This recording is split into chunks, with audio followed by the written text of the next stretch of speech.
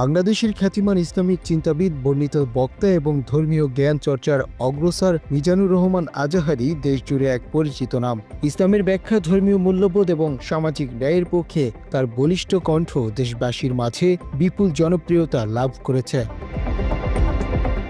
তবে দীর্ঘদিন ধরে তার এই সততার মূল্য তাকে দিতে হয়েছিল প্রবাস জীবন দিয়ে। সাবেক স্বৈরতান্ত্রিক সরকার শেখ হাসিনার শাসন আমলে সরকারের অন্যায়, অবিচার এবং ইসলাম বিদ্বেষী কার্যক্রম নিয়ে স্পষ্টভাবে কথা বলার কারণে তাকে দেশ ত্যাগে বাধ্য করা হয়। দেশে থাকাকালে তাকে নানাভাবে হয়রানি এবং নিপীড়নের শিকার হতে হয়েছে, যা একজন শান্তিপ্রিয় আলেমের জন্য অত্যন্ত দুঃখজনক। একই কালেমার তালিম তুমি দাও, তোমার টাকার বান্ডিল দেয়, আর ওই কালেমার এক্সপ্লেনেশন ব্যাখ্যা আমি সমাজে দিয়েছি তাই আমারে ফাঁসি দেয়।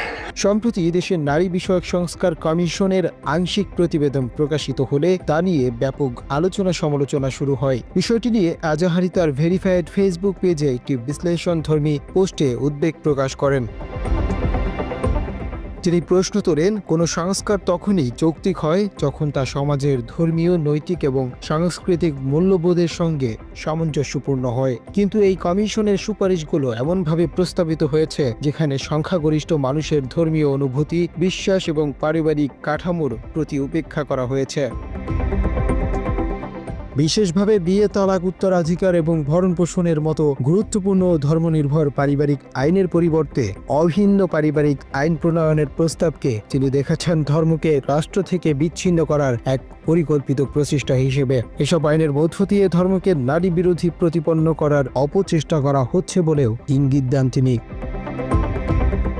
এছাড়া বৈবাহিক ধর্ষণ সংক্রান্ত প্রস্তাবনায় আজাহারি গভীর আপত্তি জানিয়েছেন। তিনি মনে করেন, স্বামী স্ত্রীর সম্পর্কের মাঝে এমন ধারণা ঢুকিয়ে পারিবারিক কাঠামোকে দুর্বল ও নড়বড়ে করে তোলার চেষ্টা চলছে। বাঙালি সমাজে বিয়ের পবিত্র বন্ধন ও যৌন সম্পর্কের স্বাভাবিকতা যারা বুঝতে চান না, তারাই বৈবাহিক ধর্ষণের মতো ধারণা প্রচার করেছেন বলে তিনি মনে করেন।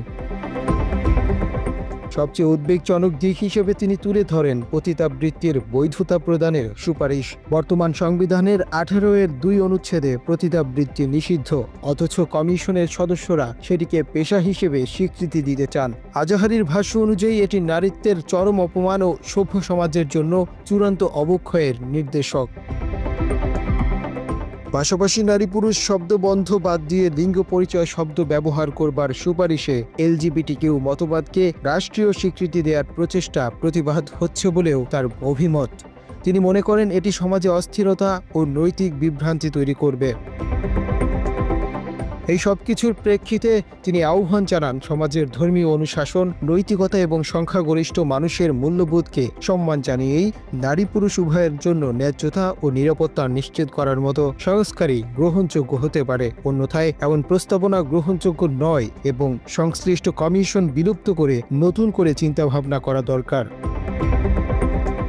আজাহারির এই বক্তব্য সামাজিক মাধ্যমে ব্যাপক আলোড়ন সৃষ্টি করেছে এবং নানা মহল থেকে ব্যাপক সমর্থন পাচ্ছে, বিশেষত ধর্মপ্রাণ জনগণের মধ্যে। সমাজে সুস্থ মূল্যবোধ এবং ন্যায়ভিত্তিক সংস্কারের পক্ষে এই আওয়াজ যেন আরও জোরালো হয়, সে প্রত্যাশা করেছেন তার অনুসারীরা।